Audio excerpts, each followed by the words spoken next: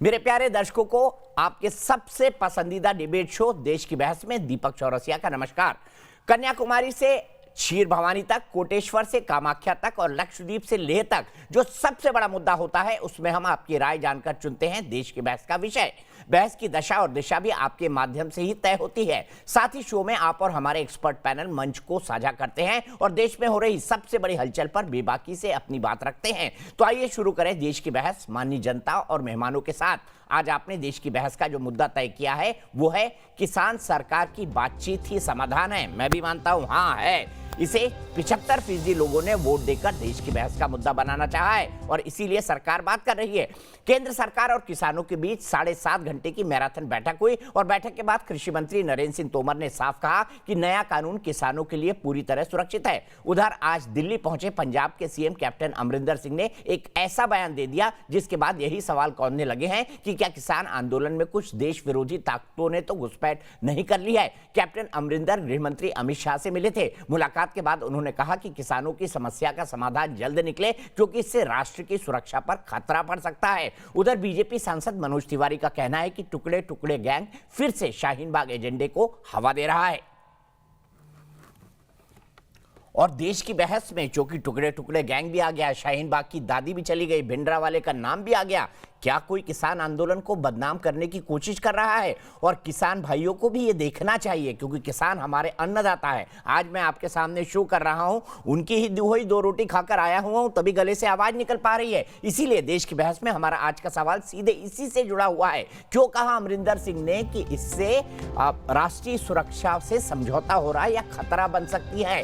क्या किसानों की आड़ में मोदी विरोधी अपना राजनीतिक हित साध रहे हैं देश के अंदर या देश के बाहर? आप शो के दौरान इस मुद्दे पर अपनी राय न्यूज नेशन की वेबसाइट पर दे सकते हैं, न्यूज नेशन के मोबाइल ऐप पर जा सकते हैं, हमारे ट्विटर हैंडल पर जा सकते हैं, हमारे फेसबुक पेज पर जा सकते हैं। शो के दौरान अगर आपकी कोई राय है, सुझाव है या फिर आप शो में शामिल होना चाहते हैं तो आप हमारे व्हाट्सएप नंबर 9711002266 पर बता सकते हैं। शो के दौरान हम आपको इसके जवाब भी दिखाएंगे। हम हर रोज अंत में बताते हैं कि देश की बहस के दर्शक हमारे आज के सवाल पर क्या सोचते हैं, क्योंकि आपका जवाब भी देश के अंदर एक ओपिनियन बनाता है, देश के अंदर एक माहौल खड़ा करता है, क्योंकि देश की बहस में ही हमारे दर्शक जुड़ते हैं। देश का इकलौता बहस का शो जहां दर्शक अपने घर से सीधे बड़े बड़े राजनीतिज्ञों और पैनलिस्टों के साथ देश की बहस पर चर्चा करते हैं, मंच को साझा करते हैं और अपने व्यू पॉइंट को आंदोलनकारियों तक पहुंचाएंगे, किसान भाइयों तक पहुंचाएंगे, सरकार तक पहुंचाएंगे, विपक्षी पार्टियों तक पहुंचाएंगे।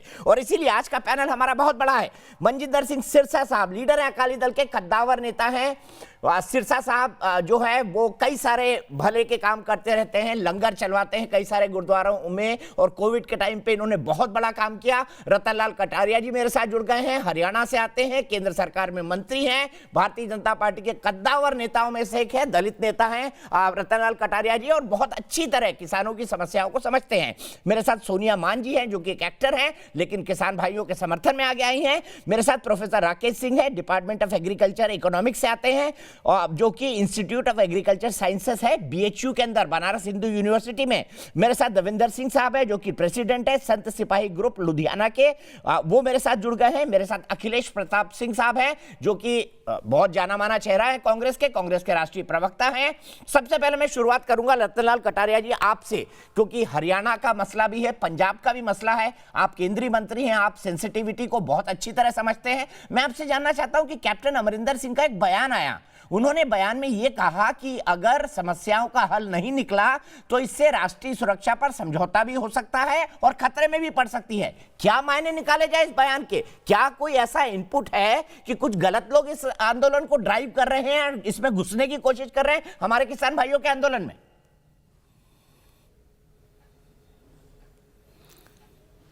देखिए कि ये जो किसान आंदोलन है, हमें तो ऐसा लगता है कि पंजाब से इसकी जड़ें जुड़ी हुई हैं और कैप्टन अमरिंदर सिंह जो है इसको एक नई दिशा देने की कोशिश कर रहे हैं। वास्तव में इस आंदोलन के पीछे हमें ऐसा लगता है कि कांग्रेस पार्टी जिसका जहाज डूब रहा है और उसके बड़े बड़े नेताओं ने इन चुनावों में ये कहा है, नतीजे आने पर बिहार और अन्य राज्यों के कपिल सिब्बल ने कहा है और कांग्रेस के ही वरिष्ठ नेता गुलाम नबी आजाद ने कहा है कि चुनाव हारना कांग्रेस की नियति बन चुकी है। उस फ्रस्ट्रेशन में से ही कांग्रेस पार्टी ने इस किसान आंदोलन को पीछे से हवा दी और उसी का परिणाम आज देश में ये देखने को मिल रहा है। अन्यथा भारत की संसद ने तो बहुत बेहतरीन ढंग से किसानों के हक में ये तीनों जो कृषि बिल हैं वो पास कर दिए थे, जो किसानों की आमदनी को दुगना करने के लिए, उनका मान और सम्मान बढ़ाने के लिए बहुत ही बेहतरीन ढंग से कदम उठाए गए थे। लेकिन कटारिया जी, मैं पंजाब के मुख्यमंत्री, आपने कहा इसके पीछे, अखिलेश जी मैं आ रहा हूं, लेकिन केंद्र सरकार की भी अपनी एजेंसी होती है, अमरिंदर सिंह जी की हो सकती है, आपकी भी है, हरियाणा सरकार की भी है। मैं आपसे जानना चाहता हूं, जो शब्द उन्होंने कहा है कि राज्य की, पंजाब की आर्थिक स्थिति पर असर पड़ रहा है और इसका असर नेशनल सिक्योरिटी पे भी पड़ रहा है, तो क्या कहीं राष्ट्र विरोधी ताकतें तो इस आंदोलन में घुसने की कोशिश नहीं कर रही हैं? घुस तो नहीं रही हैं, क्योंकि जस्टिन ट्रूडो भी बोल रहे थे कनाडा के अंदर कि जहां से खालिस्तानी मूवमेंट चलता है, जहां पर उनके कई सारे खालिस्तान की, अलगाववाद की जो बातें करते हैं उससे जुड़े कई नेता रहते हैं, उन्होंने भी किसानों की बात कही और भारत को कहना पड़ा कि नहीं नहीं, आप हमारे आंतरिक मामले में मत बोलिए, किसान भाई हमारे घर के लोग हैं, हमारे भाई हैं, हमारे अन्नदाता हैं, हम उनकी फिक्र करना जानते हैं। तो क्या इसके पीछे आपको कुछ दिखाई दे रहा है? कोई राष्ट्र विरोधी ताकतें घुस रही हैं? क्या अमरिंदर सिंह ये जताने की कोशिश कर रहे थे? देखिए, किसान हमारे अन्नदाता हैं और भारत को फूड सिक्योरिटी के मामले में आत्मनिर्भर बनाने में हिंदुस्तान के किसानों ने बहुत ज़बरदस्त रोल प्ले किया है। और आज जो भारत अनाज के मामले में भीख का कटोरा लिए दूसरे देशों के सामने खड़ा रहता था, हिंदुस्तान के किसानों ने दिन रात इतनी मेहनत की और सरकारों ने उनकी मदद भी की। और मोदी जी के नेतृत्व में तो पिछले 6 वर्षों के अंदर उनकी इनकम में और उनकी फसलों के मूल्य में जो वृद्धि हुई है वो काबिल तारीफ है। लेकिन यहाँ पर यह भी बात सच है कि आंदोलन किसानों का शांतिपूर्ण ढंग से शुरू हुआ, लेकिन अगर हम भारतवर्ष के अंदर आंदोलनों के इतिहास को लगाएं तो समय समय पर ऐसे हमारे सामने जो है वाक्य आते रहते हैं कि असामाजिक तत्व भी जो है उस आंदोलन के बीच में घुस जाते हैं और देश की आंतरिक सुरक्षा के साथ खिलवाड़ करने की कोशिश करते हैं। ऐसा हमने अभी ताज़ा ही कई आंदोलनों के अंदर देखा है, चाहे वो शाहीन बाग का मसला है और चाहे ही वो उत्तर प्रदेश के अंदर अभी पीछे जो घटना हुई थी। तो इस प्रकार की जो है तत्व भी ऐसे आंदोलनों में शामिल होने का खतरा बना रहता है, लेकिन भारत सरकार की उसके ऊपर कड़ी नज़र बनी हुई है। तो क्या ऐसे लोग इस आंदोलन में शामिल हो चुके हैं? क्या आपको लगता है, क्योंकि मनोज तिवारी ने भी कहा कि टुकड़े टुकड़े गैंग वाले घुसना चाह रहे हैं, शाहीन बाग की दादी द वायर पर घोषणा करके गई बिल्किस बानो कि मैं वहां जा रही हूं, पुलिस ने उनको समझा बुझा के वापस भेजा। क्या ऐसे लोग इस असामाजिक जिनको आप कह रहे हैं, राष्ट्र विरोधी जिनको आप कह रहे हैं, क्या किसान भाइयों के आंदोलन में घुस गए हैं? सरकार की क्या जानकारी है? देखिए, आज जो बातचीत के 4 दौर पूरे हो चुके हैं और बहुत शांतिपूर्ण माहौल में आज की बातचीत किसान संगठनों के साथ हुई है। 5 तारीख को फिर होगी और हमें लगता है कि जो किसानों की जिज्ञासाएं हैं उन जिज्ञासाओं का समाधान कर लिया जाएगा और सरकार इस आंदोलन के बीच में कुछ जो असामाजिक तत्वों के प्रवेश होने का जो डर बना हुआ है, उस डर को भी सरकार और एजेंसियां बड़ी नज़दीकी से देख रही हैं हमने पहले भी दूसरे आंदोलनों में ऐसे असामाजिक तत्वों को आइडेंटिफाई करके उनके खिलाफ कार्रवाई की है, और अब फिर अगर किसान आंदोलन की आड़ में कुछ इस प्रकार के तत्व भारत की एकता और अखंडता के साथ खिलवाड़ करने का षड्यंत्र रचते हैं, तो ऐसे हर व्यक्ति को बेनकाब करके भारत के कानून के दायरे के अंदर लाया जाएगा। ठीक है, बहुत अच्छी बात की रतनलाल कटारिया जी। मैं आपके पास आऊंगा, सीधे कांग्रेस के प्रवक्ता अखिलेश प्रताप सिंह जी के पास पर चलता हूं, उसके बाद सिरसा जी के पास जाऊंगा। जो शब्द का इस्तेमाल अमरिंदर सिंह जी ने किया, कैप्टन साहब ने, वो ये किया कि इससे नेशनल सिक्योरिटी पर भी असर पड़ सकता है अगर किसानों की मांगे नहीं मांगी गई। तो क्या कोई नेशनल सिक्योरिटी के खिलाफ काम करने वाले लोग इस आंदोलन में आ चुके हैं? अखिलेश प्रताप सिंह जी, आप क्या कहेंगे मुख्यमंत्री जी की पार्टी के होने के नाते, क्योंकि ये कह रहे हैं कि नहीं, असामाजिक तत्व तो प्रवेश करने की कोशिश कर रहे हैं जिनसे सरकार निपटेगी।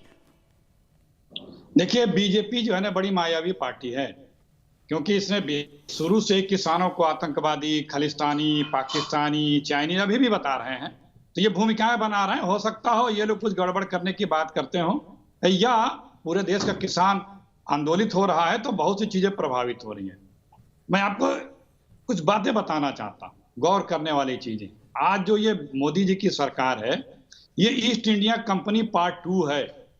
ये भारतीयों या भारतवासियों के लिए राज नहीं करती। सर एक मिनट अखिलेश जी, हम भाषण और रिटोरिक पर जाएं उससे पहले मेरी इस बात का जवाब तो दे दीजिए। कैप्टन साहब एक गंभीर राजनेता हैं, बहुत वरिष्ठ हैं, कई राज्य सरकारों के मतलब कई बार वो पंजाब के मुख्यमंत्री रहे हैं, आपके सबसे गंभीर नेताओं में से एक हैं। अगर वो गृह मंत्री से बाहर निकलकर बोलते हैं कि भाई राष्ट्रीय सुरक्षा पर असर पड़ सकता है, तो इस पर चर्चा तो बनती है ना। इसके बारे में आपका क्या कहना है? आप बीजेपी की मायावती को छोड़ के आप क्यों ये बात कर रहे हैं? क्योंकि भारतीय जनता पार्टी नहीं, ये तो कांग्रेस के नेता से निकली हुई बात है, जिसका जवाब मैं रतनलाल जी से चाह रहा था।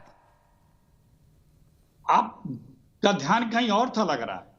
मैंने शुरू में वही कहा, फिर दोहरा दे रहा हूं। सर मैं जब आपको देखता हूं तो सिर्फ आपको ही देखता हूं, मुझे बड़ा प्रेम है। सुनिए, जब ये आंदोलन, मैं अपने बात को फिर रिपीट कर रहा हूं।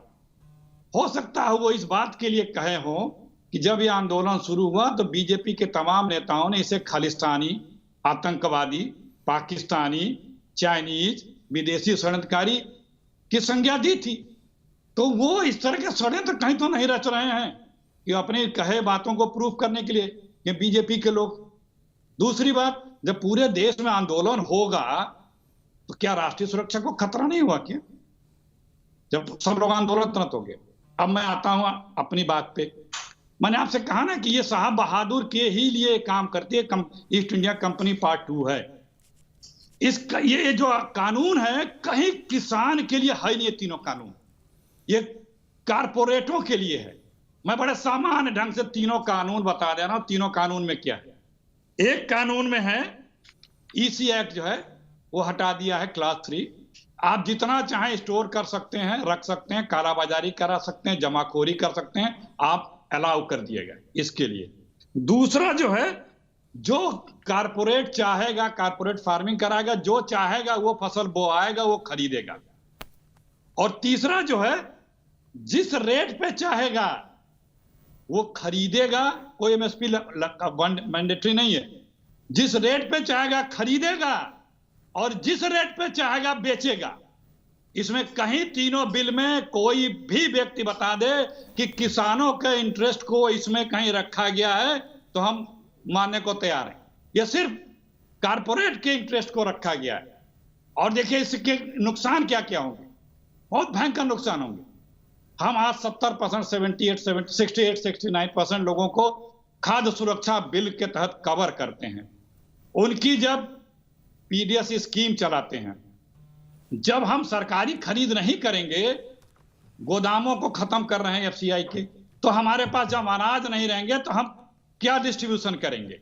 आज हम 25 किलो 35 किलो खाद्यान्न हर परिवार को देते हैं, एक एक परिवार को, गरीबी की रेखा उसके इस तरह करके, तो हम वो खरीदेंगे नहीं। अगर उसको हमें चलाना होगा तो हम प्राइवेट से खरीदेंगे, फिर प्राइवेट मनमाना रेट बताएंगे। और अगर ये नहीं करेंगे तो ये पीडीएस स्कीम को खत्म कर देंगे, कहेंगे आपके खाते में हम 200 रुपए ठीक भेज है, दे रहे हैं। आपने अपनी बात तो कही ये अखिलेश जी, लंबी समझ तैयारी गया। है। हम ये पॉइंट ये कई दिनों से सुन रहे हैं, आपने अपनी बात बड़े प्रभावी ढंग से कही। सिरसा जी के पास चलता हूं। सिरसा जी, मेरा सीधा सवाल, कैप्टन अमरिंदर सिंह को आप इस बात को कैसे लेते हैं कि आगे चलकर अगर समाधान नहीं निकला तो ये राष्ट्रीय सुरक्षा के लिए खतरा बन जाएगा? और दूसरा, आज जो प्रकाश सिंह बादल जैसे वरिष्ठ नेता, शायद ही उन्होंने ऐसे कोई राजनीतिक कदम उठाए हों, जब उन्होंने अवार्ड वापसी की है तो ये असहिष्णुता वाले टाइम की याद नहीं दिला रहा? क्या ये आपको जरूरी लगा था सिरसा जी? अब मैंने सबकी बात सुनी, मेरी बात भी ध्यान से सुनना बहुत जरूरी है। देखिए, पहले तो मैं बात करता हूं कैप्टन अमरिंदर सिंह जी के बयान की। कैप्टन अमरिंदर सिंह जी ने जो बयान दिया है, ये बयान उन्होंने इस किसान आंदोलन को कमजोर करने के लिए दिया है। उन्होंने इनडायरेक्ट तरीके से बड़ी को क्लियर कह दिया कि आंदोलन देश के आंतरिक सुरक्षा के लिए खतरा है, मतलब आंदोलनकारी जो है वो एंटी नेशनल है। तो ये उनका जो बयान है, ये बहुत ही खतरनाक बयान है, किसान आंदोलन को कमजोर करने वाला बयान है, और किसानी को देशद्रोही बताना ये बहुत बड़ा पाप है। और अमरिंदर सिंह ने को बयान पहली बार नहीं दिया, अमरिंदर सिंह जी ने यह बयान तीसरी बार दिया है। सबसे पहले तब दिया था जब करतारपुर का कॉरिडोर खोल रहा था, सारी दुनिया कह रही थी कि वहां से असीसें आएंगी, गुरु साहब का आशीर्वाद मिलेगा। कैप्टन अमरिंदर सिंह कह रहे थे वहां से आतंकवाद आएगा। और आपके ध्यान के लिए, थोड़े दिन पहले जब कैप्टन अमरिंदर सिंह ने यही जब चल रहा था, तब भी उन्होंने यही अल्फाजों का इस्तेमाल किया था, और तीसरी बार उन्होंने अब ये बयान दिया है। एक बात, मुझे इस बात का बड़ा खेद और दुख है कि किसान अपनी रोजी रोटी के लिए, किसान अपने आंदोलन, अपने खेत बचाने के लिए, अपनी उपज बचाने के लिए लड़ रहे हैं, और कैप्टन अमरिंदर सिंह उनको देशद्रोही कह रहे हैं। मैं एक बात आपके ध्यान में ला दूं, शायद आपके स्रोतों को पता होगा, नहीं पता तो मैं आज जानकारी दे दूं। 4 दिन पहले जो एक नौजवान दोस्त हमारा बॉर्डर पर आतंकियों के साथ लड़ता पाकिस्तान के साथ शहीद हुआ था, उसकी शहादत की खबर उसके पिता को इसी बॉर्डर पर, दिल्ली के कुंडली बॉर्डर पर बैठे मिली थी कि तेरा बेटा देश के लिए लड़ते लड़ते शहीद हो गया। क्या ऐसे लोगों से अगर आंतरिक देश को खतरा है तो भाई फिर देश के खतरे के बारे में हम भी कुछ नहीं बोल सकते। कैप्टन अमरिंदर सिंह जी बता सकते हैं कि इन लोगों से भी देश को अगर खतरा है। दूसरी बात, अब आई बात सरदार प्रकाश सिंह बादल जी की। सरदार प्रकाश सिंह बादल एक स्टेट्समैन है। देश के अंदर कोई दूसरा आदमी ऐसा नहीं है जिसने अपने जीवन के 18 साल, 18 महीने नहीं, 18 साल पंजाबियत और देश के लिए जेलों में निकाले, और वो भी आजादी के बाद। 18 साल का रकबा, 18 साल का वकबा किसी इंसान की जिंदगी के लिए कितना बड़ा हो सकता है, आप उसके महीने समझ सकते हैं। ऐसे आदमी को इस बात का दर्द हुआ, अगर आपने उनकी चिट्ठी पढ़ी हो, कि मुझे इस बात का दर्द है कि किसान इतने दिन से भटक रहा है, उसकी सरकार सुनने को तैयार नहीं। और सबसे ज्यादा वो भी इसी बात से आहत हुए कि टीवी चैनलों के ऊपर किसान को आतंकी बताया जा रहा है, खालिस्तानी बताया जा रहा है, एंटी नेशनल बताया जा रहा है। ये दर्द है, मुझे ये दुख है, और मुझे नहीं लगता कि ऐसे में मैं किसान का बेटा होकर, एक किसान होकर ये अवार्ड मैं रखूं, ये मेरे लिए ठीक नहीं होगा। आज वो कहने को क्यों मजबूर हुए 3 महीनों बाद, जब किसान का समाधान नहीं निकला? समाधान निकालने की बजाय किसान को बार बार एंटी नेशनल बताकर और उसकी इस मूवमेंट को कमजोर की कोशिश की जा रही है। इसलिए आज सरदार प्रकाश सिंह बादल ने आज होकर ये कदम उठाया। शायद वो कभी कदम ना उठाना चाहते, एनडीए के अलायंस पार्टनर रहे थे, लेकिन अलायंस छोड़ना पड़ा, वजारत छोड़नी पड़ी, और आज अवार्ड भी उन्होंने छोड़ा कि मुझे ऐसा अवार्ड नहीं चाहिए जो किसानी को इंसाफ ना दिला सकता हो। ठीक है सिरसा जी, बड़े पॉइंटेड आपने बात कही, लेकिन मैं सबसे पहले कक्का जी के पास चलता हूं। जुड़ गए शिव कुमार शर्मा कक्का, किसान नेता हैं, देश में सब जानते हैं उनको। कक्का जी, सबसे पहले मैं आपसे जानना चाहूंगा, बैठक से आप सीधे आ रहे हैं, विज्ञान भवन से आप सीधे आ रहे हैं, मैं आपसे ये जानना चाहूंगा, राकेश टिकैत ने कहा कुछ बात आगे बढ़ी है, क्या एमएसपी पर सरकार कुछ लिखकर देने के लिए तैयार है? क्या कुछ संशोधनों को बिल में लागू करके संसद से पास कराने के लिए सरकार राजी हो गई है? क्या संकेत मिले आपको सरकार से?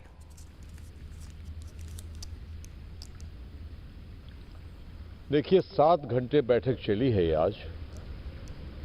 पहली सत्र में हम लोगों ने साफ कहा, अपनी मंशा जाहिर की कि जो बिंदु है इसमें आपत्तिजनक, उस पर हम कोई चर्चा नहीं करना चाहते। हमारी सीधी मांग ये है कि तीनों अध्यादेश को आप निरस्त करें और एमएसपी पर गारंटी के लिए कानून बनाएं। उसके लिए 1 दिन का सत्र को बुलाना पड़ेगा। परंतु सत्र के दूसरे सत्र जब आया तो माननीय मंत्री जी ने कहा, तीनों मंत्रियों ने, कि भाई कम से कम जिन बिंदुओं पर आपको आपत्ति है उस पर चर्चा करें। तो चूंकि पूरी सरकार, भाजपा के सांसद और नेता लगातार, और प्रधानमंत्री ये कह रहे हैं कि ये बहुत फायदे का अध्यादेश है, इससे किसान लहलहा जाएगा, आय चौगनी दुगनी हो जाएगी, तो हमको ये बताना जरूरी था कि इतना झूठ मत बोलिए। इसलिए हम लोगों ने चर्चा पर उनसे कहा कि ठीक है, हम बिंदुवार चर्चा करते हैं।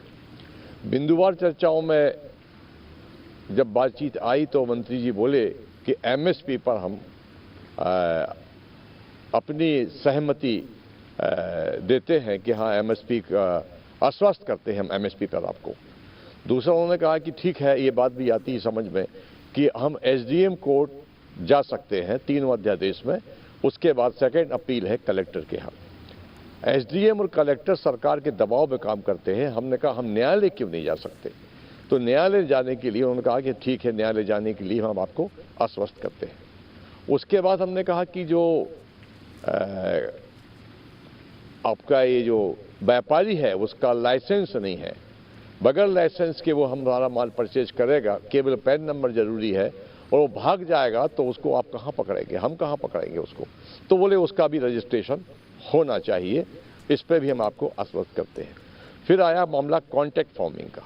कॉन्ट्रैक्ट फार्मिंग में ये था कि भूमि पर, जो हमारी भूमि है उस पर कोई अगर बिल्डिंग बनाता है, मकान बनाता है, जो लीज पर लेगा हमसे, कॉन्ट्रैक्ट पर लेगा, तो वो कल वो हमारी ज़मीन भी उस पर गिरवी रखी जाएगी और वो कल भाग जाए और या उस पर लोन छोड़ जाए तो हमारी भूमि की क्या सुरक्षा रहेगी। तो बोले भूमि की भी हम आपको सुरक्षा के लिए आश्वस्त करते हैं। उसके बाद उन्होंने कहा कि जो भी व्यापारी आप लोगों की भूमि ठेके पर लेगा या लीज पर लेगा, उससे हम एक रजिस्ट्रेशन करवाएंगे। जैसे रजिस्ट्री होती है वैसी एक कम स्टाम्प के ड्यूटी पर एक रजिस्ट्री होगी और उसमें वो तमाम शर्तें होंगी जो किसान के लिए आवश्यक है। हम लोगों ने कहा कि तो ठीक है, परंतु हम ये चाहते हैं कि जब इन अध्यादेशों में कुछ खास नहीं बचा है, राज्य सरकारें इसका दुरुपयोग भी कर सकती हैं। मध्य प्रदेश में एक मॉडल एक्ट, मैं मध्य प्रदेश को बिलोंग करता हूं, आप जानते हैं जी। एक मॉडल एक्ट लेके आए हैं मुख्यमंत्री जी। मॉडल एक्ट में प्राइवेट मंडियां होंगी और प्राइवेट मंडियों को 2-2 हेक्टेयर जमीन सरकार निःशुल्क देगी। इंदौर में अकेले में 25 व्यापारियों ने अप्लाई किया है जमीन के लिए कि हम प्राइवेट मंडी खोलेंगे। प्राइवेट मंडी में तौल कांटे में सबसे ज़्यादा बेईमानी होती है। तौल कांटा प्राइवेट व्यापारी का होगा तो लावटी प्राइवेट व्यापारी के होंगे, हिमाल भी उसी के होंगे और 3 दिन बाद भुगतान मिलेगा हमको। तो इसका हम विरोध करते हैं कि प्राइवेट मंडियां नहीं होना चाहिए, सरकारी मंडी में भी हम बेईमानी हो जाती है।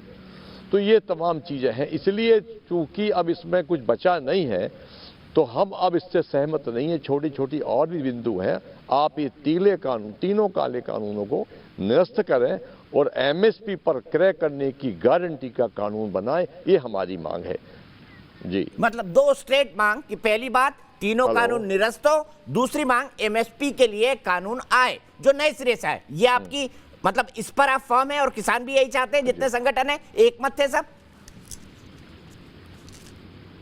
हाँ जी, इस मुद्दे पर भारत के सारे संगठन, किसान एक मत हैं कि काला कानून वापस हो, जिसको ये तमाम नेता लोग जो शासन में बैठे लोग हैं, भी वो भाई साहब हरियाणा वाले थे, कौन कह रहे थे कि बहुत अच्छा काम किया। तो मैं बता दूं आपको चौरसिया जी, 6.5 साल में मोदी जी ने 18 कानून किसान विरोधी और अभी की पार्लियामेंट में 32 कानून मजदूर विरोधी, ये 50 कानून पास किए हैं।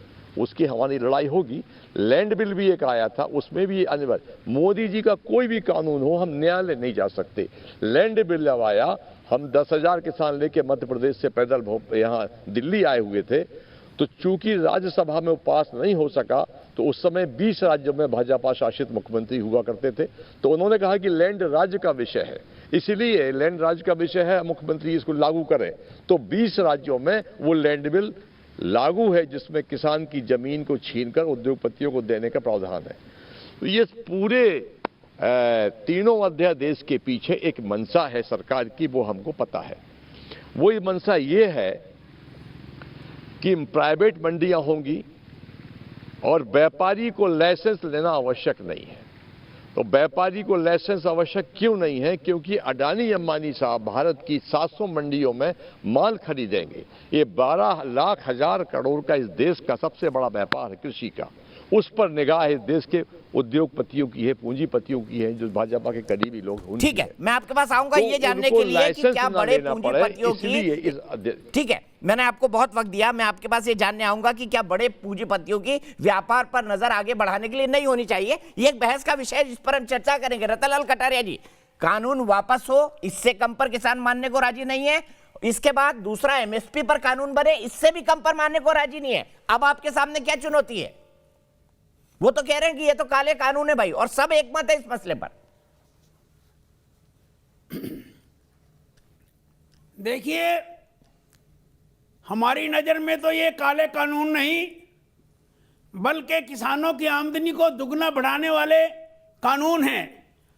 और पार्लियामेंट में जब चर्चा हो रही थी, मैं उस बात का चश्मदीद गवाह हूं कि जिस दिन ये बिल पास होने थे तो उस दिन ना तो श्रीमती सोनिया गांधी जी संसद में आई, ना राहुल गांधी जी संसद के अंदर अब आए, मुझे बोलना पड़ेगा। और रसिया, जब मुझे बोलना राज्यसभा पड़ेगा। में भी मंत्री होने के नाते मैं उस दिन गया था।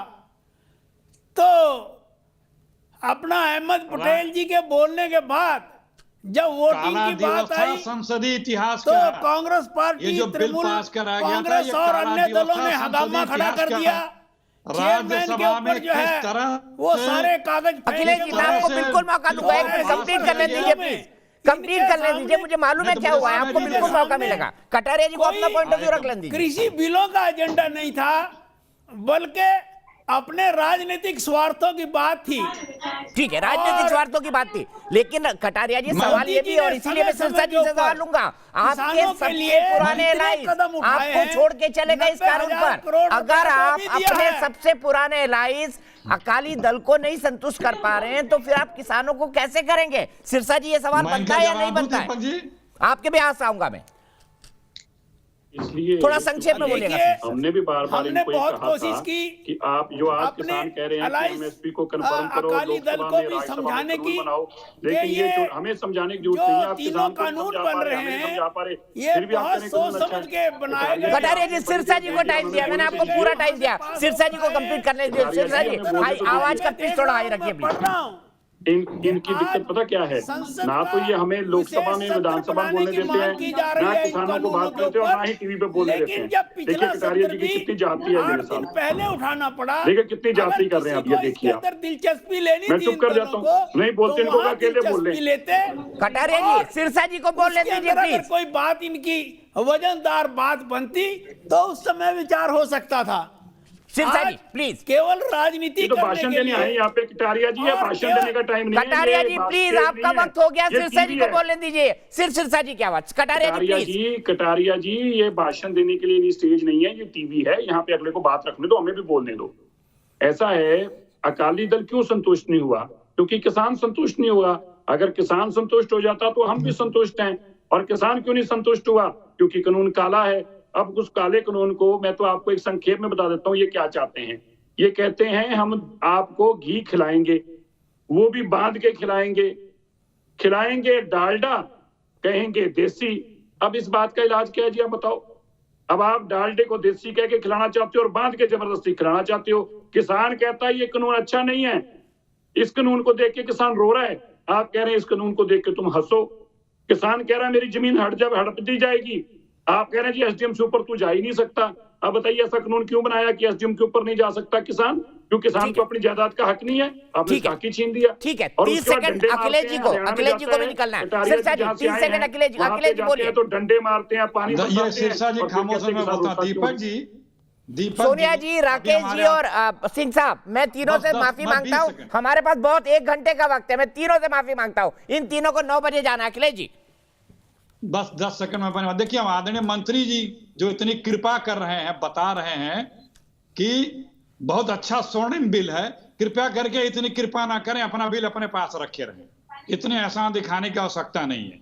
दूसरी बात, जो ये पार्लियामेंट का जिक्र कर रहे हैं, क्यों झूठ बोलते हैं? मोदी जी से लगा, मोदी जी का पूरा मंत्रिमंडल, पूरी बीजेपी सिर्फ झूठ बोलती रहती है। पार्लियामेंट में कैसे, लोकसभा में कैसे पास हुआ, किसी को बताने की आवश्यकता नहीं है।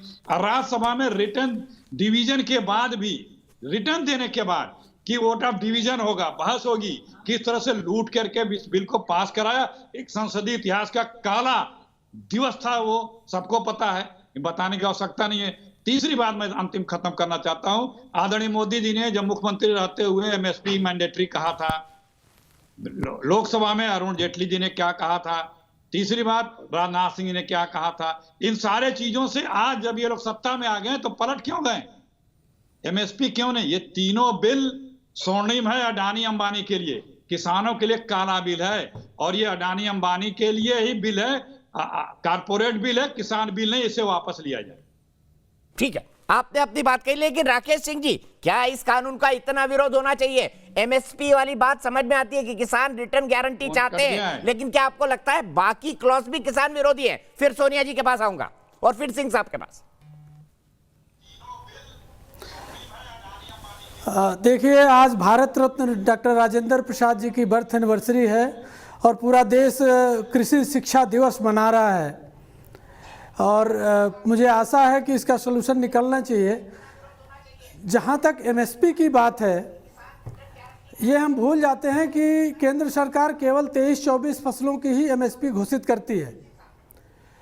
हमारा हार्टिकल्चरल प्रोडक्शन, औद्यानिक फसलों का उत्पादन 314 मिलियन टन से ज़्यादा है, जबकि खाद्यान्न का उत्पादन 297 मिलियन टन है। क्या किसी औद्यानिक फसल का एमएसपी घोषित होता है? क्या उन किसानों को किसी एमएसपी का लाभ मिलता है? और जहाँ तक खाद्यान्न में है, एमएसपी प्रभावी 2 ही फसलों पे है, धान और गेहूं पे।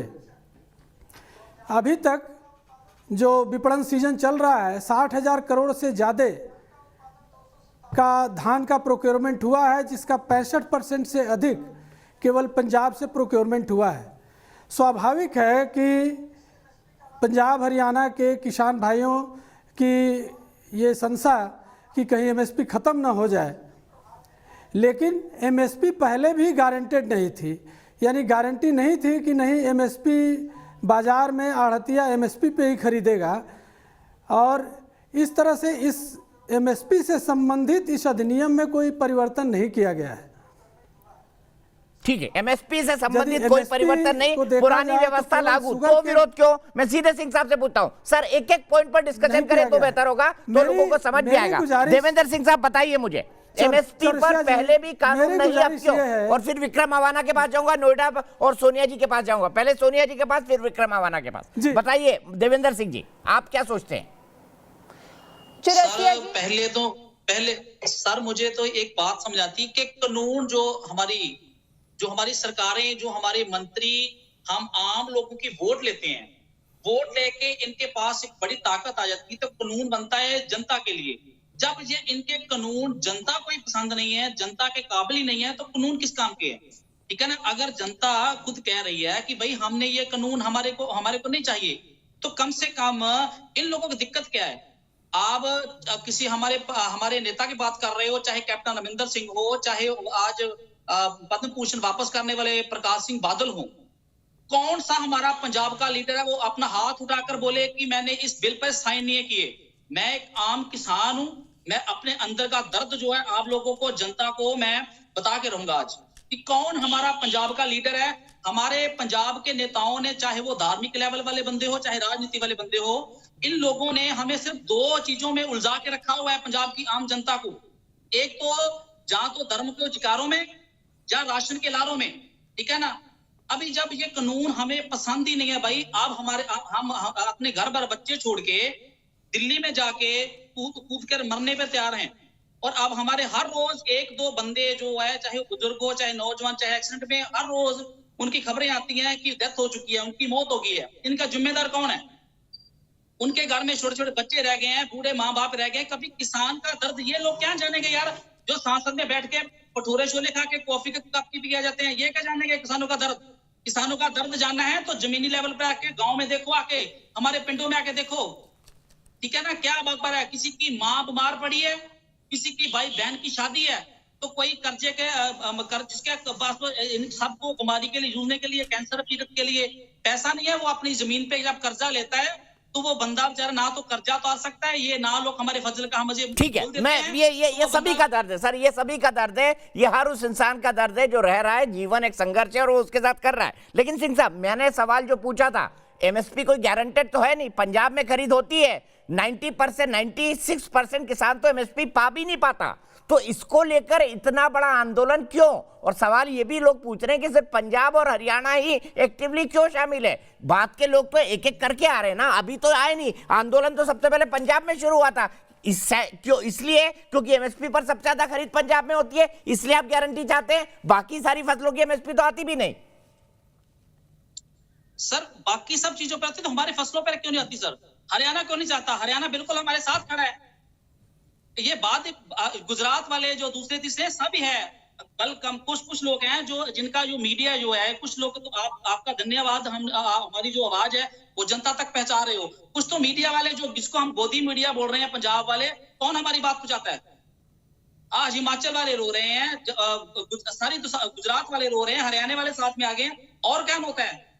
और ठीक है सोनिया जी, क्या आपको लगता है कि एमएसपी जो कभी कानूनी तौर पर मैंडेटरी नहीं रही, राकेश जी ने समझाया क्यों नहीं रही? उन्होंने बताया कि हॉर्टिकल्चर के फसलों की एमएसपी तो आती भी नहीं है, और एमएसपी खाली ग्रेन्स की आती है और दलहन की आती है। मैं आपसे जानना चाहता हूं, क्या इस मांग को जायज मानते हैं और क्या इसके लिए यह आंदोलन? और सिर्फ ये भी एक सवाल है कि सिर्फ एक तरफ के किसान हैं, यह सवाल उठ रहा है नेशनल लेवल पर। आपका शेयर हो रहा है भाई, पिछले कई दिनों से किसानी आंदोलन में जा रही हूँ, क्योंकि मैं एक किसान की बेटी हूँ, ठीक है। और ये जो बिल मोदी जी ने लागू किया है, ये हमारे किसानों के लिए बिल्कुल सही नहीं है, बिल्कुल ठीक नहीं है। और जब हमारे किसान उठ के, चाहे हमारे यहाँ के सीएम हो, वो उठ के कह रहे हैं कि ये हमारे किसानों के लिए नहीं सही है, तो इनको, जो किसान हैं, हम एक वोट दे दे के गवर्नमेंट बनाते हैं, तो इनको हमारी एक सिक्योरिटी देखनी चाहिए। इतनी अच्छा सोनिया जी, मैं आपको एक पॉइंट बताता हूँ, हमको पता है किन चीजों पर दिक्कत है। सोनिया जी, मैं एक मिनट मैं आपका ध्यान एक बात पर आकर्षित करना चाहता हूँ। यहाँ पर भारतीय जनता पार्टी के किसान के बहुत बड़े नेता मौजूद हैं। मैं चाहता हूँ सोनिया जी सीधे उनसे बात करें, आप उनसे बात करें और डिस्कस करें कि ये बुद्धि हुआ है, इसको आप समझाइए कि मुझे कैसे फायदा होगा। चेहर साहब और सोनिया जी को लाइए। सोनिया जी पूछे, एक एक करके सवाल पूछे, लंबी बात मत करें, एक एक सवाल का जवाब लेते हैं। सबसे पहले एमएसपी से शुरू करें। एमएसपी पर आपकी क्या प्रॉब्लम है, बताइए उनको। देखिए चौरसिया जी, ये तीनों एमएसपी फिक्स रहनी चाहिए। एमएसपी के रेट के नीचे फसल नहीं बिकनी चाहिए। जो कॉन्ट्रैक्ट फार्मिंग, हमें कोई जरूरत नहीं है पंजाब में कॉन्ट्रैक्ट फार्मिंग की। हमें ये कॉर्पोरेट कंपनियां ना बताएं कि हमें पंजाब में फार्मिंग कैसे करनी है। और ये जो बिल बनाया गया है, ये स्पेशली अंबानी अंडानी के लिए बनाया गया है, ना कि हमारे फार्मर्स के बेटरमेंट के लिए बनाया गया है। सो हमें ये वाला बिल वापस चाहिए। और अगर ये सारे झूठे इल्जाम लगा रहे हैं हमारे फार्मर्स के ऊपर कि ये एंटी नेशनल और ये खालिस्तानी मूवमेंट, ये सब कुछ झूठ है। हम एक एक आंदोलन में जाते हैं, एक एक धरने पे बैठते हैं, सारे फार्मर्स बैठते हैं, फार्मर्स की फैमिली बैठते हैं। मैं खुद फार्मर की बेटी हूँ, यहाँ पे ऐसा कुछ नहीं होता। ठीक है, मैंने आपसे पूछा, पॉइंट बार पॉइंट चले, आपने पूरी भाषण दे दिया। सोनिया जी रुकिए एक मिनट, चेहर साहब आप जवाब देंगे इस बात का, लेकिन उससे पहले विक्रम हवाना। एक मिनट सोनिया जी, ये टेलीविजन डिबेट है। सोनिया जी, यहाँ पर एक एक पॉइंट पर डिस्कशन होता है, दर्शक भूल जाते हैं। सोनिया जी, आप टेलीविजन डिबेट की कंपल्शन समझिए। आप अगर एक एक पॉइंट पर, अगर चेहर साहब ही आपकी आधी बातें भूल जाएंगे तो क्या जवाब देंगे? अगर आप इतनी लंबा बोलेंगे और सब पॉइंट को एक साथ मिक्स कर लेंगी, ऐसा टीवी डिबेट में नहीं होता। विक्रम अवाना, जल्दी से अपनी बात कहिए। क्या मानते हैं आप किसानों के आंदोलन के बारे में? आज जो बातें हुई उसको देखकर आपको लगता है कोई रास्ता निकलने वाला है?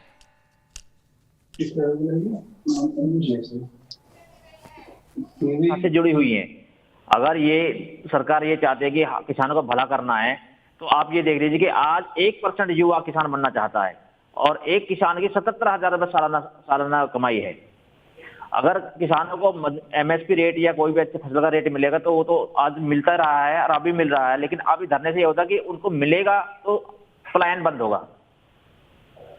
किसानों को इसकी जो हमने देखा, पेट्रोल बढ़ रहा है, हर चीजें बढ़ रही हैं, ईंट भट्टे बढ़ रहे हैं, रोड बढ़ रही है, सब कुछ बढ़ रहा है, लेकिन किसानों का रेट आज तक क्यों नहीं बढ़ रहा है? ठीक है, चलिए चेहर साहब, यहां पर लगता है कि इस वक्त मोदी सरकार या आप लोग शायद ठीक ढंग से एक्सप्लेन नहीं कर पा रहे। सोनिया जी के बड़े सीधे और तीखे सवाल है, यही बात सिंह साहब ने कही है, देवेंद्र सिंह साहब। बताइए चेहर साहब, क्या कहेंगे आप इसके बारे में? दीपक जी, मैं एक बात कहना चाहता हूं। आवाज आ रही है मेरी दीपक जी? हाँ बिल्कुल, बोलिए। दीपक जी, एक बात मैं कहना चाहता हूं। मैं स्वयं किसान हूं और किसान का बेटा हूं, और किसान के दुख और दर्द को मैंने महसूस किया है। पिछले 60 सालों से किस प्रकार से कांग्रेस पार्टी ने किसानों की जो दुर्दशा की है, आज उसी का ही आक्रोश है। लंबे समय से किसान जिस तरह से पीड़ित रहा, शोषित रहा, वंचित रहा, उसको कभी आय नहीं बढ़ाई गई, उसका मान सम्मान कभी नहीं किया, गांव गली गलियारे की तरफ कभी देखा नहीं गया। और कांग्रेस पार्टी के वो नेता जिन्होंने एक कोई मुझे लाइन बता दें कि कभी उन्होंने किसानों के हित में कोई भी कार्य किया हो। सर ये भाषण हो गया, स्पेसिफिक जवाब दीजिए, बात कैसे आगे बढ़ेगी? 3 काले कानून से कम पर वो मानने को राजी नहीं है, उनका कहना है एमएसपी पर कानूनी गारंटी हो, बात कैसे आगे बढ़ेगी ये बता दीजिए चेयर साहब मुझे। चौरसिया जी कक्का साहब साफ कर चुके हैं बात कहना को। चाहूंगी, चाहे ये कांग्रेस की बात कर रहे हैं, चाहे ये बीजेपी की बात कर रहे हैं, जब किसान शांतमयी तरीके से अपना आंदोलन कर रहे थे तो इनको खड्डे खोदने की क्या जरूरत थी उनके सामने? ठीक है, ये सवाल भी पूछ लेंगे, खड्डे क्यों खोदे ये भी बता दीजिए नेशनल हाईवे पर। चौरसिया जी, हाँ खड्डे इन्होंने खड्डे खोदे, इन्होंने आंसू गैस के गोले छोड़े, इन्होंने ठंडा पानी डाला हमारे बुजुर्गों के ऊपर। इनको शर्म आनी चाहिए कि हमारे किसानों के ऊपर इतना गंदा व्यवहार किया जब वो शांतमय तरीके से अपनी बात रखने की कोशिश कर रहे थे। इनकी गवर्नमेंट ने इतना बुरा सलूक किया, ये इनका सलूक बनता था हमारे किसानों के ऊपर? बिल्कुल नहीं बनता था। इसकी गवर्नमेंट क्या सोनिया जी रुक जाइए, थोड़ा ब्रेक लगाइए, सोलो एक नहीं चल रहा है। चेयर साहब जवाब दीजिए, टू द पॉइंट जवाब दीजिएगा प्लीज। नहीं मैं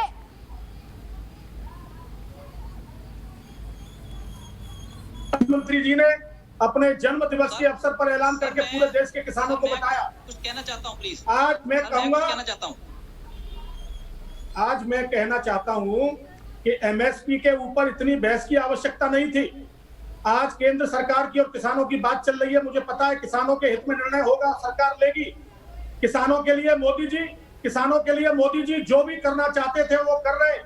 किसानों की आय कैसे बढ़े इसकी चिंता कर रहे हैं। एमएसपी से ज्यादा किसानों को लाभ कैसे मिले इसकी चिंता कर रहे हैं। किसान के जीवन में खुशहाली कैसे आवे इसकी चिंता कर रहे हैं। सर भाषण हो गया ना चेयर साहब, एक भाषण हो गया। देवेंद्र सिंह आपसे एक सवाल पूछना चाहते हैं, पूछ लीजिए देवेंद्र सिंह जी।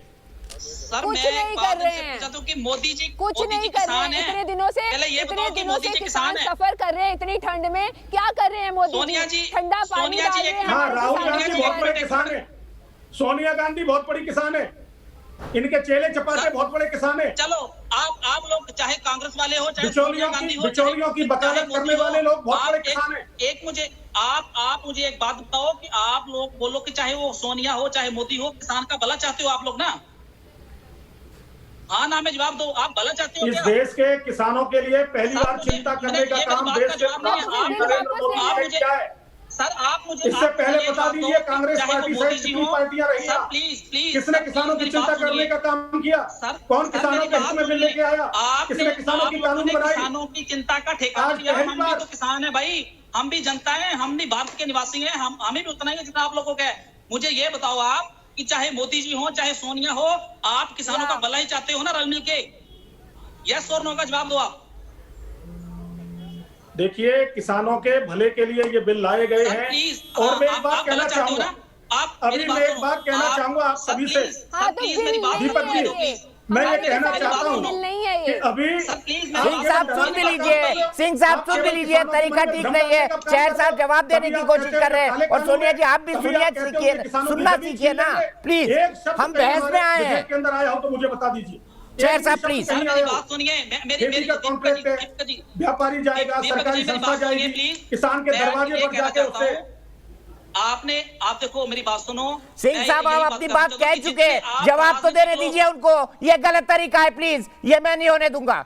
गलत तरीका है, आप बात तो सुन लीजिए उनकी। वो गलत बोलेंगे मैं टोकूंगा ना। बोलिए चेयर साहब। दीपक जी मैं एक बात कहना चाह रहा हूं, ये जब से आंदोलन प्रारंभ हुआ है किसानों का सम्मान है, किसानों को अपने हक और अधिकार के लिए बात रखनी चाहिए। लेकिन जिस प्रकार से कांग्रेस पार्टी, आम आदमी पार्टी, अन्य पार्टियां जिस प्रकार से इसको राजनीतिक टूल दे रहे हैं, जिन्होंने किसानों के लिए कभी कोई बिल, कोई विधेयक, कोई कानून कभी नहीं बनाया। मैं एक बात कहना चाह रहा हूं आपसे, आप सब लोग जरूर समझ लें कि आज किसान कुर्ते पजामे में बैठा हुआ है, और देश के प्रधानमंत्री नरेंद्र मोदी जी ने 3 विधेयक लाकर उसको एक जैकेट पहनाने का काम किया, उसको शॉल उड़ाने का काम किया, उसके संरक्षण के लिए और उसके जीवन में खुशहाली लाने के लिए। पुराने कानून ज्यों के त्यों रखे हुए हैं। आपको पुराने कानून को, अगर किसान को लगता है कि मेरा भला पुराने कानून से हो सकता है तो पुराने कानून के साथ जाए, और उनको लगता है कि मेरा भला नए कानूनों से हो सकता है तो नए कानूनों के साथ जाए। इसमें इनके पेट में दर्द क्यों हो रहा है? आज किसान की आय बढ़ने जा रही है, इनको चिंता क्यों हो रही है? ये बिचौलियों की चिंता करने का काम क्यों?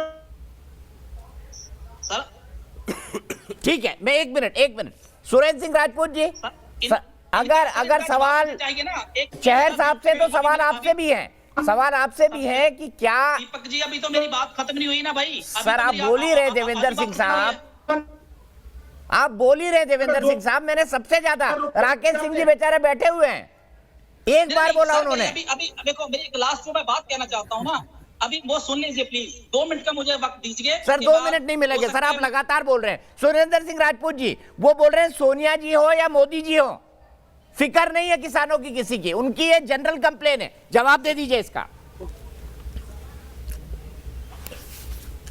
देखिए, हम तो एक बात जानते हैं दीपक भाई, किसान की इस वक्त की जो जिम्मेवारी है वर्तमान केंद्र सरकार की है, संतुष्ट करने की है। किसान अगर हमसे असंतुष्ट था तभी हमारी सरकार गई, लेकिन हमने ये प्रूफ करके दिखाया कि हमने किसानों के लिए अच्छे काम किए। भूमि अधिग्रहण बिल को अगर कोई एक आदमी भी ये कह दे कि ये बिल गलत है तो मुझे बता दीजिए, और किसान के लिए पिछले 200 सालों में अगर इससे अच्छा कोई काम किसी ने किया हो तो वो भी कोई बता दे। हमने काम किए, शायद सारे काम नहीं कर पाए तो निश्चित तौर पर कुछ लोगों की शिकायतें बनती हैं, वो शिकायतें भी हम सरमाथे पर कबूल करते हैं। हमारी बात यह है कि अगर हमने किसान अधिग्रहण बिल, भूमि अधिग्रहण बिल के अच्छे काम किए, उसके बाद जो काम बचे हुए थे वो वर्तमान सरकार को करने चाहिए थे, लेकिन वर्तमान सरकार अपने कामों से पीछा छुड़ाने के लिए पहले कभी हमारे ऊपर कमियां लाती है, फिर कभी किसानों के ऊपर कमियां लाती है, फिर कभी किसानों को कुछ बताती है, आतंकवादी बताती है, कभी किसानों को नक्सली बताती है। यह रवैया छोड़ करके सरकार को किसानों के संतोष के लिए और संतुष्टि के लिए काम करना चाहिए। पुरानी सरकारों को कोसने से क्या मिलेगा ये आप बता दीजिए आज की डेट। ठीक है, चलिए ब्रेक के लिए रुक रहा हूं मैं, ब्रेक के लिए रुक रहा हूं। गुरु प्रकाश जुड़ गए भारतीय जनता पार्टी से, वो भी मेरे साथ हैं। बहस फिर से शुरू होगी। सोनिया जी और सिंह साहब, आप दोनों से रिक्वेस्ट है थोड़ा छोटा बोलें सर, टेलीविजन डिबेट है प्लीज, हम यहाँ स्पीच नहीं देते। शिव प्रसाद जी अपनी बात कह के रुक गए, सबको अपनी बात कह के रुकना चाहिए। कक्का जी से भी शुरू करूंगा ब्रेक के बाद। तो हम बात कर रहे हैं किसान आंदोलन की। अमरिंदर सिंह, जो कि कैप्टन अमरिंदर सिंह पंजाब के मुख्यमंत्री, उन्होंने आज कहा कि अगर किसानों का आंदोलन जल्दी नहीं सुलझा तो ये देश की सुरक्षा के लिए भी खतरा बन सकता है। इस तरह का अंदेशा उन्होंने व्यक्त किया। क्या ये सही है? क्या उनके पास इस बात की कोई जानकारी है? इस पर हमने बहस की। लोगों ने कहा, कुछ लोग, उनके राजनीतिक विरोधियों ने कहा कि वो तो पहले दिन से उनको खालिस्तानी बताने की कोशिश कर रहे हैं, वो इसको कमजोर कर रहे हैं, जबकि कांग्रेस पार्टी का कहना है कि ये सब बीजेपी की चाल है। बीजेपी का कहना है कि ऐसे लोग आंदोलन में प्रवेश कर सकते हैं, ऐसे कुछ इंसिडेंट देखे गए, लेकिन सरकार उस पर नजर रख रही है। सवाल यह भी है आज की बैठक के बाद, जैसा हमको कक्का जी ने बताया, मध्य प्रदेश के बड़े किसान नेता शिव कुमार शर्मा कक्का जी ने, कि किसान तीनों बिल को वापस लेने और एमएसपी पर कानून से कम पर मानने को राजी नहीं है। तो बात कैसे आगे बढ़ेगी? पैनल को इंट्रोड्यूस करता हूं। राजकुमार चहर साहब है, नेशनल प्रेसिडेंट है किसान मोर्चा के, भारतीय जनता पार्टी के मेंबर ऑफ पार्लियामेंट है। मेरे साथ गुरु प्रकाश पासवान जी है, जो कि भारतीय जनता पार्टी के राष्ट्रीय प्रवक्ता हैं। थोड़ी देर पहले मुझसे जुड़े हैं सुरेंद्र राजपूत साहब हैं, कांग्रेस पार्टी के राष्ट्रीय प्रवक्ता है। प्रोफेसर राकेश सिंह है, कृषि विज्ञान विभाग बीएचयू के। शिव कुमार शर्मा कक्का जी है, किसान नेता। और मेरे साथ देवेंद्र सिंह साहब हैं, वो भी एक किसान नेता है, प्रेसिडेंट है संत सिपाही ग्रुप के। सबसे पहले राकेश जी, मैं आपके पास आऊंगा। मैं चाहूंगा 1 मिनट में आप समझाएं, क्या ये तीनों कानून किसानों के लिए काले कानून है? क्योंकि किसान जो आंदोलन कर रहे हैं उनका कहना है कि हमको इनकी जरूरत नहीं है।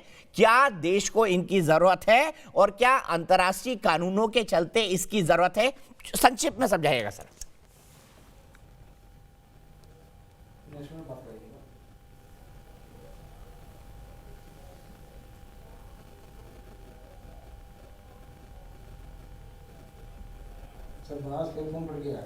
राकेश जी, मेरी आवाज आ रही है आपको?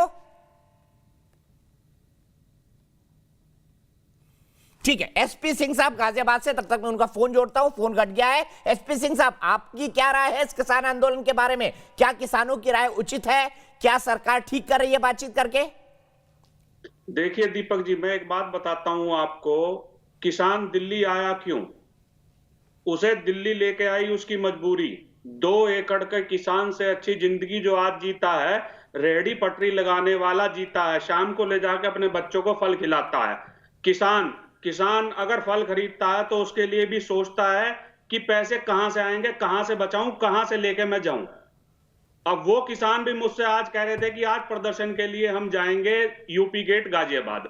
अगर वो किसान कह रहा है, इस बिल का विरोध कर रहा है, तो ये बिल्कुल कानून गलत है, काला कानून है। एसपी सिंह साहब, आप जो 2.5 एकड़ के 84% किसानों की बात कर रहे हैं, उनको तो आज तक जिंदगी में कभी एमएसपी मिली ही नहीं। वो उगाते कितना है जो एमएसपी पर बेचेंगे?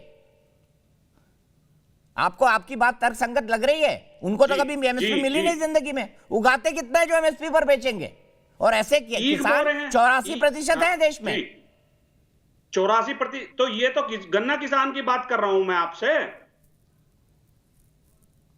नहीं, पहले आप तय कर लीजिए किन किसानों की बात कर रहे हैं आप। मैं जो आपसे बात कर रहा हूं, मैं बता रहा हूं आपसे, 2 से 2.5 एकड़ के किसान हैं। मेरी रोज मुलाकात उनसे होती है, मैं बीच में बैठता हूं उनके। हाँ। जमीनी हकीकत मैं आपको बता रहा हूं, जो जमीनी हकीकत है।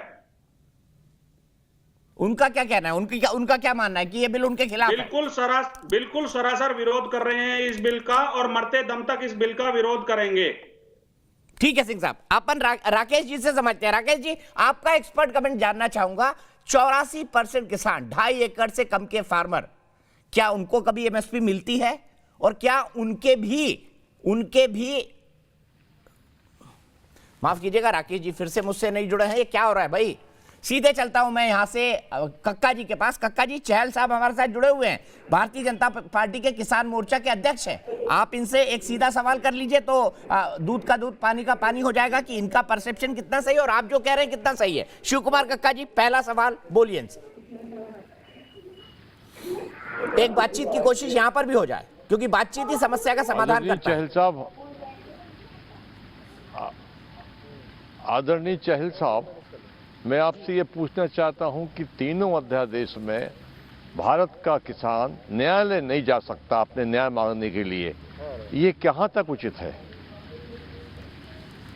देखिए, हेलो, मेरा इसमें यह कहना है कि सरकार ने ये व्यवस्था की है कि किसान न्यायालय के चक्कर काट कर आज तक उसे कभी न्याय नहीं मिला। जूते और चप्पलें घिस गए, आज तक उससे कभी न्याय नहीं मिला। एसडीएम की कोर्ट को दिया गया है और एसडीएम भी पंच तय कराएंगे, दोनों तरफ से 2-2 पंच बुलाएंगे। छोटा सा मसला होगा, एसडीएम स्तर पर सुलझ जाएगा। अगर ज्यादा कहीं जाएगा तो एडीएम स्तर पर जाएगा और उसका निस्तारण हो जाएगा। ये किसानों के हित के लिए किया गया है, ये इसलिए नहीं किया गया कि 10-10 साल तक सिविल कोर्ट में और न्यायालयों में चक्कर काटने पड़ते हैं और न्याय नहीं मिलता है। न्यायिक प्रक्रिया को छोटा किया गया है, न्यायिक प्रक्रिया को किसानों के हित में किया गया है, किसानों को न्याय मिल सके अपने तहसील स्तर पर। इस तरह की व्यवस्था सरकार ने दी है किसानों के लिए। लेकिन कक्का जी, जितना मैंने पढ़ा मैं आपको बता सकता हूं कि अगर एसडीएम की राय से किसान सहमत नहीं है तो उसके बाद भी वो कोर्ट जा सकता है, वो स्वतंत्र है उसके लिए। किसी भी एसडीएम के डिसीजन को कोर्ट में चैलेंज किया जा सकता है। नहीं, एसडीएम के बाद में पहली अपील एसडीएम, दूसरी अपील कलेक्टर, उसके बाद कोई अपील नहीं है। और कलेक्टर और एसडीएम दोनों सरकार के दबाव में काम करते हैं, इसलिए वहां न्याय मिलने की हमको उम्मीद नहीं है। राकेश जी बताइए मुझे, क्या उसके बाद एसडीएम और डीएम के बाद क्या न्यायालय नहीं जाया जा सकता? हेलो, देखिए, मैं इसमें देश के कानून के अनुसार, देखिए मैं इसमें कहना चाहता हूं कि किसान को बड़ी स्वतंत्रता। हेलो,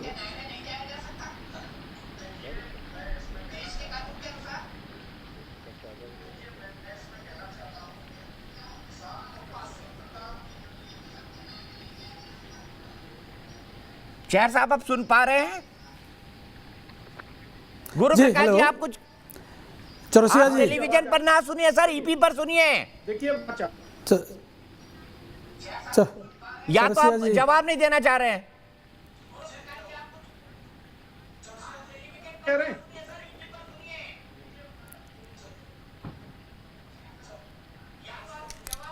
आवाज में क्या हो रहा है? ठीक है, रहने दीजिए गुरु प्रकाश जी, मत दीजिए जवाब, आप मत दीजिए चेयर साहब, टाइम नहीं है मेरे पास इतना। गुरु प्रकाश जी जवाब दे दीजिए, क्या डीएम अगर कोई ऑर्डर देता है उसके खिलाफ कोर्ट में नहीं जाया जा सकता? किसान स्वतंत्र है, किसान के हित के लिए किया गया है। एसडीएम के यहाँ जाएगा, जिलाधिकारी। तो हम कह रहे हैं कि भ्रम और भ्रांति फैलाने का प्रयास किया जा रहा है किसी भी एडमिनिस्ट्रेटर। और अगर किसान की गलती कोई पाई जाती है उसके खिलाफ कोई कार्रवाई नहीं होगी। व्यापारी की गलती पाई जाती है, संस्था की गलती पाई जाती है, उसको 1.5 गुना भुगतान संस्था को, सरकार जो भी आपके बीच में आएंगे व्यापारी उनको, ये सब कहना चाहिए। अभी ये बिल धरातल चौरसिया जी, देखे नहीं है। राकेश मैं आपके पास आ रहा हूँ। गुरु प्रकाश जी, भाई चेयर साहब या तो उनका कनेक्शन ठीक करिए या हटाइए, और राकेश जी अगर हैं तो उनका कनेक्शन ठीक रखिए। गुरु प्रकाश जी,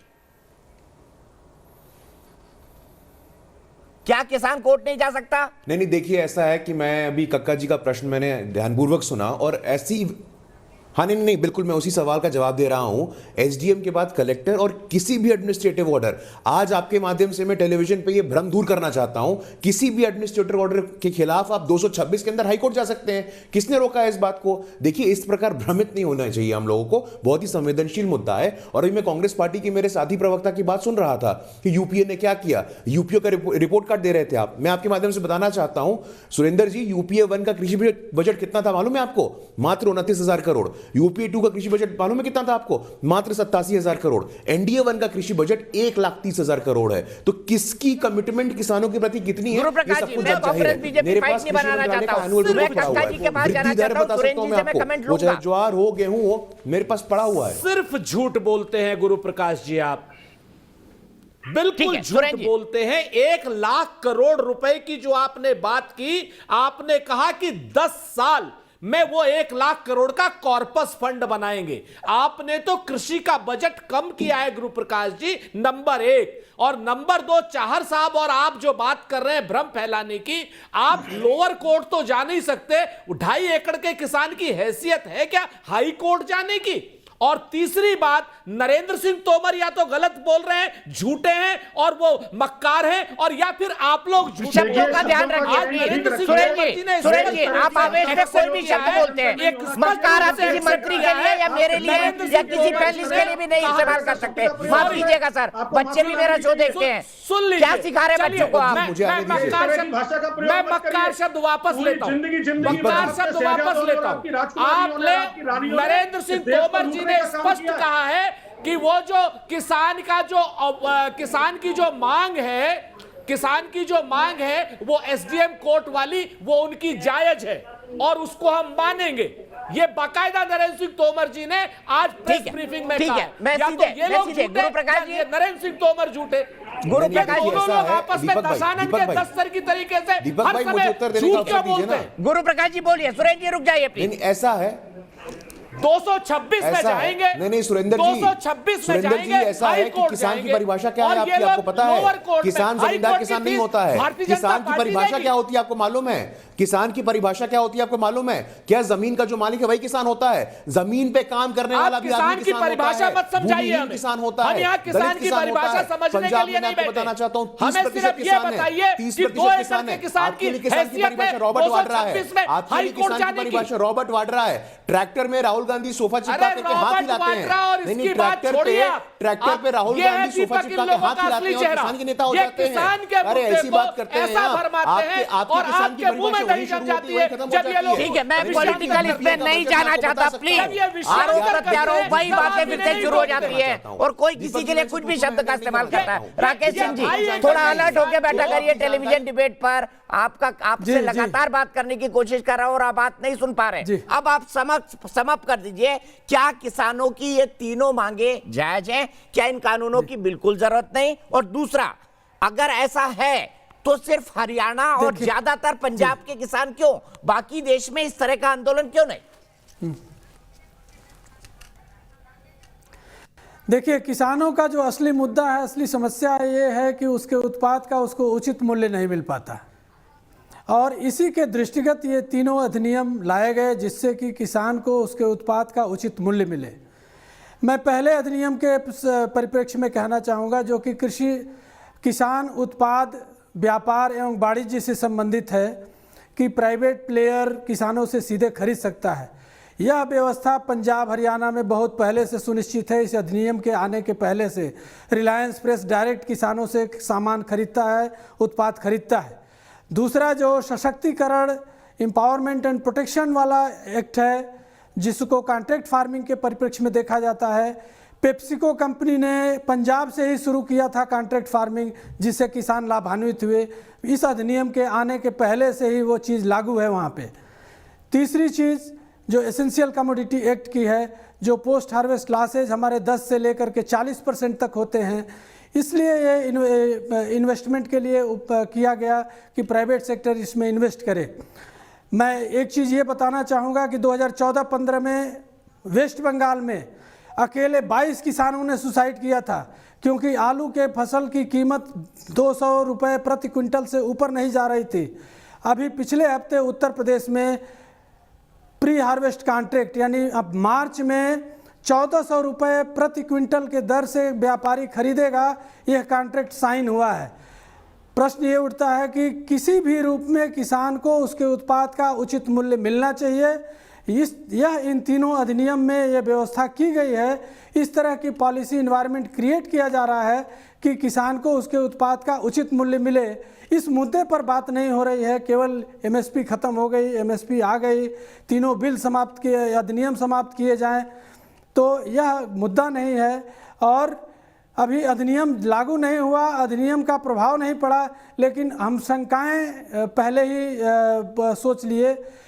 जब 2003 में मॉडल एक्ट आया था तो उसकी सबसे बड़ी खामी यही थी कि डिस्प्यूट सेटलमेंट जो व्यवस्था थी, विवाद निस्तारीकरण की, वह उचित नहीं थी। काफी मंथन के बाद ये राकेश जी रुकना पड़ेगा प्लीज। राकेश जी हम टेलीविजन पर हैं। पहले एसडीएम के कोर्ट में जाकर के इसका निस्तारण कर ले। माफ कीजिएगा मैं आपको बीच में रोक रहा हूं, लेकिन अफसोस मेरे पास वक्त इतना ही है, बल्कि मैं 4 मिनट ऊपर जा चुका हूं। सवाल यह है, राकेश जी इस मामले के विशेषज्ञ हैं, तटस्थ हैं, वो ये कहते हैं कि कानून से किसान का भला ही होने वाला है। राजनीतिक विरोध और अंतर विरोध में मैं नहीं जाना चाहता। मेरे ख्याल से एज ए होल सिस्टम को सोचने की जरूरत है कि अगर 135 करोड़ की चुनी हुई सरकार ने कोई डिसीजन लिया है तो उसके पीछे कुछ तो होगा। मेरे ख्याल से सरकार को भी और किसानों को भी अपने आने वाले हित के बारे में सोचकर डिसीजन इस पूरे मसले पर लेना चाहिए। और प्लीज सबसे रिक्वेस्ट करता हूं, एनसीआर देश की राजधानी है, इसीलिए इस पर जुल्म मत करिए। सभी आंदोलनकारी आपसे हाथ जोड़कर विनती है। फिलहाल एक ब्रेक।